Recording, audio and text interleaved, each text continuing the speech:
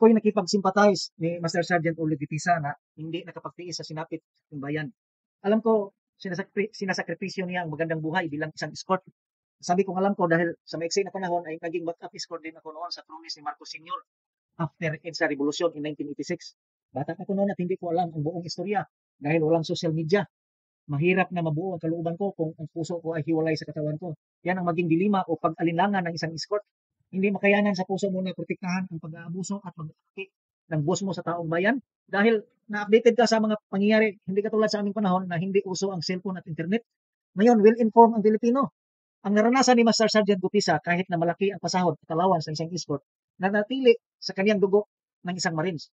Pero lumoral naman dahil sabi pa niya, nagi siyang bahagi sa korupsyon sa paghahatid niya ng tira. May kanta kami noon na kinakanta sa batch namin sa 142nd hanggang 146 batch. Sino ba ang maasahan ditong ating inang bayan kung hindi marino lamang tungo sa kalaya?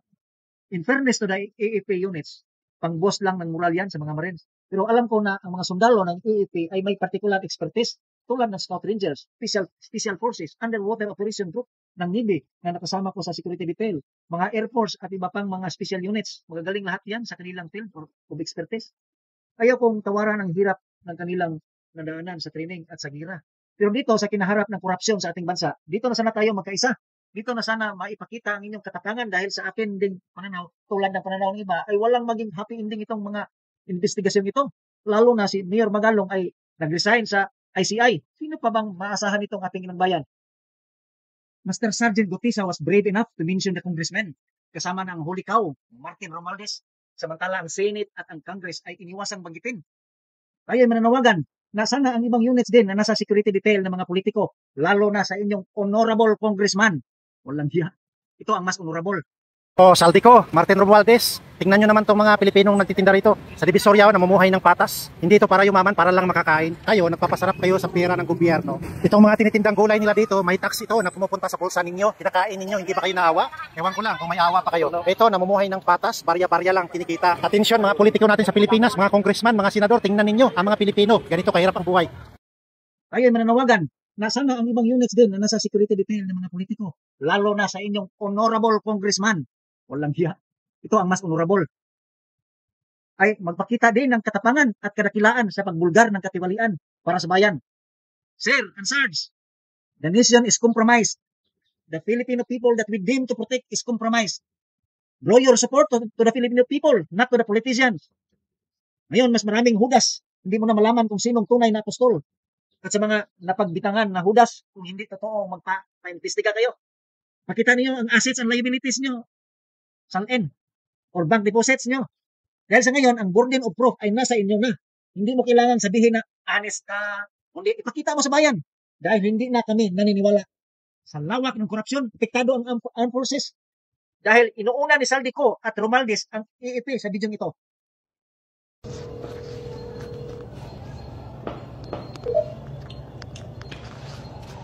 Hi. Yeah. How are you? Magandang hapon. Okay naman po sir. Thank you. Thank you, sir. Yeah. Yes. We have good news. Kinuto ko sa iyo kanina, we just finished signing the bicameral conference with the senators and congressmen. Pasok yung sinabi ko sa iyo when we meet last week, no, sa Misibis. Opo, sir. Okay, may pasok lahat, additional of 8 billion. Nauna yung 8 billion sa HGAB. Now, naipasok ulit namin another 8 billion. That's 16 billion. So, total yung buong 350 pesos na...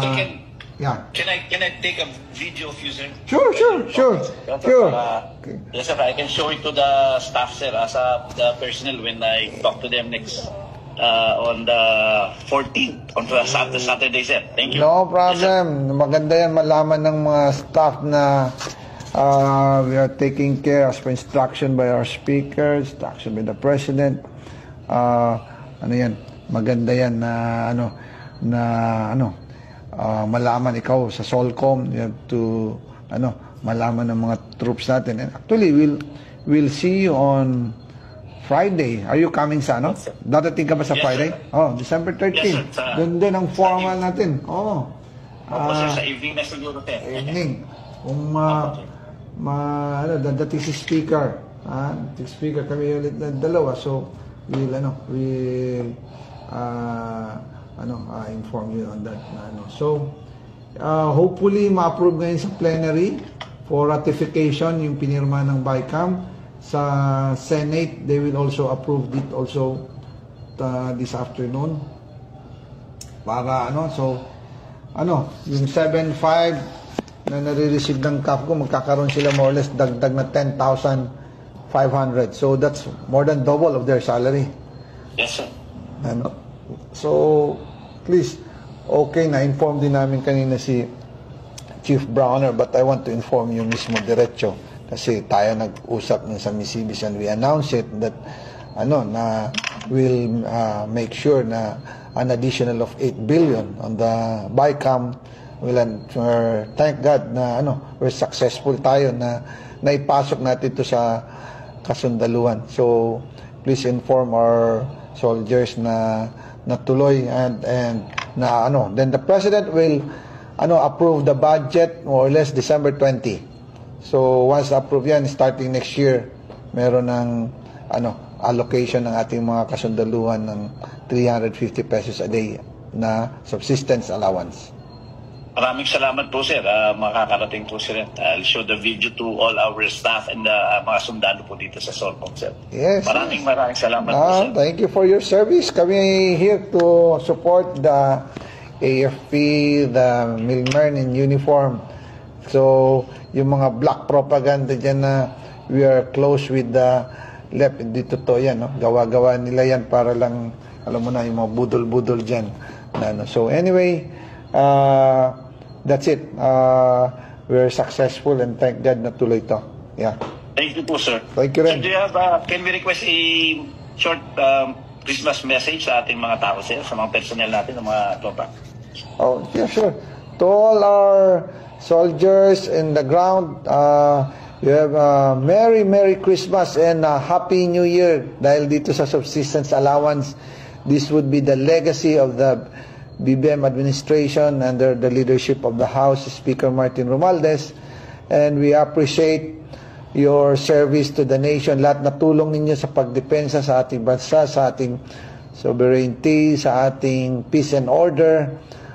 Kinikilala po ng leadership ng House of Representatives Speaker Martin Romualdez ang inyong tulong sa ating mga kababayan, sa ating buong bansa. Kaya kami nagpapasalamat and we know matagal na itong badly needed but we just heard it last August kay Chief Browner na kung pwede maipasok. So right there and then hinabol natin to sa HGAB, then now additional of another 8 billion, naging 16 billion. So again, congratulations sa inyong lahat and hopefully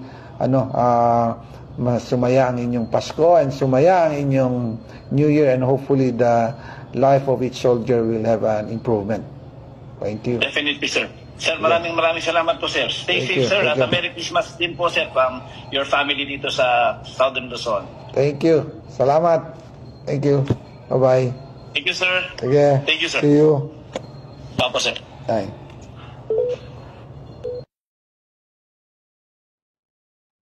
Sana tinanggap lang nila ang pira, ngunit buo pa rin sana ang suporta ng EFP sa bayan at hindi lang naging loyalista sa nagpakana, the mother of all corrupts. Sana lang be intelligent, harap-harapan na tayong ginagawa tayong gago. Kung mayroong kasunod na people power rally, pwede ipakita nyo, sir, ang inyong suporta sa taong bayan.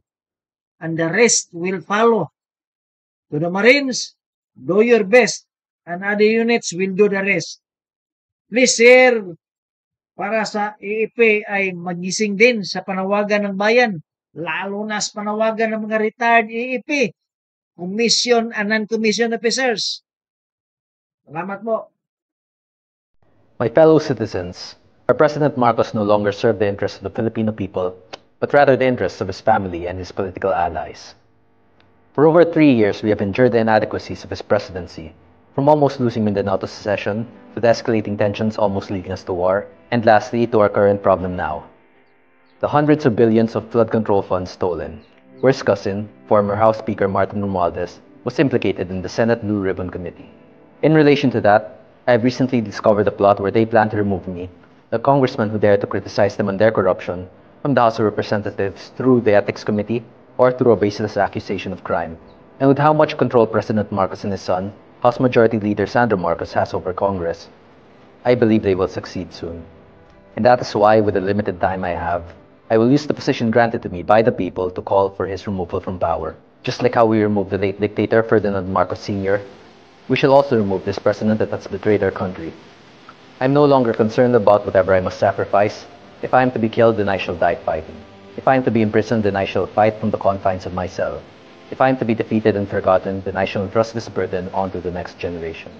With Defense Secretary Gibo Chidoro bringing our country closer and closer to a war with China, I am uncertain of our future, but there is hope. Armed Forces of the Philippines, Philippine National Police, and Philippine Reserve Forces, along with all the citizens who dream of a better future for our country and our descendants, join our call to invoke our democratic right to have our voices be heard.